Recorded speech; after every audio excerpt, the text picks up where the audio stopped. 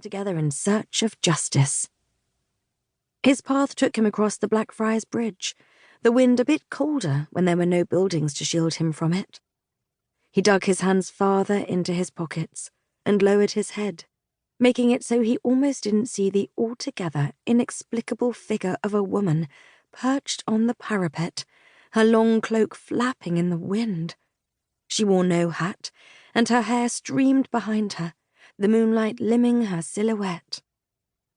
For a moment, his fanciful part, which until that moment he hadn't realized he even had, wondered if she was an angel come to earth, or some other sort of otherworldly creature, a fairy, a goddess, a water sprite.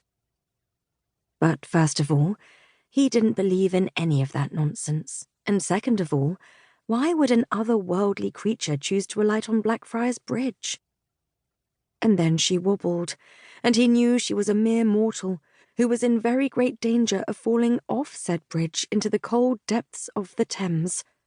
A mere mortal who was courting great danger and even greater notoriety. "Stop!"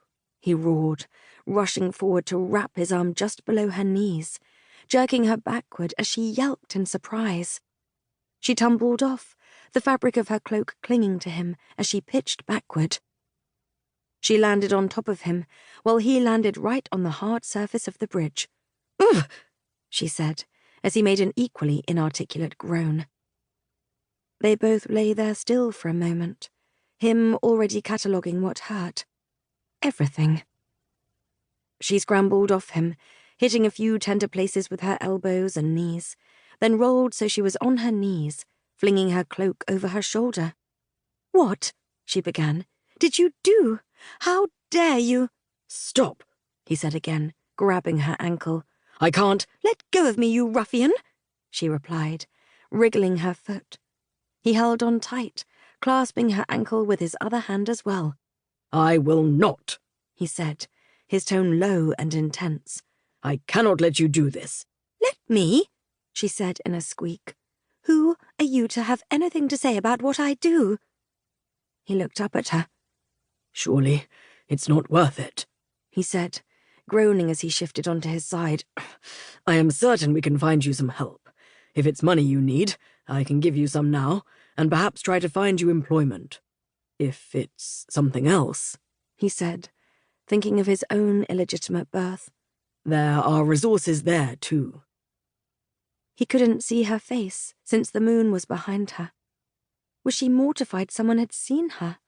Aghast she hadn't been able to do what she'd originally intended? Relieved she'd been saved? "Help!" she said, her tone outraged. Neither mortified, aghast, nor relieved. Then, "You think I needed help? Employment?" She twisted around to punch him hard on the arm, almost making him fall onto his back again. It had the added bonus of getting him to release her ankle. "I do not need help, you interfering baboon." He blinked up at her. "You—" he began. "No," she interrupted. Her speech was that of a lady's, which was even more surprising. No lady would venture into either of the two neighborhoods the bridge served, and certainly not alone. That wasn't even taking into account the whole standing on a narrow piece of stone that would hurl you into the River Thames if you misstepped thing.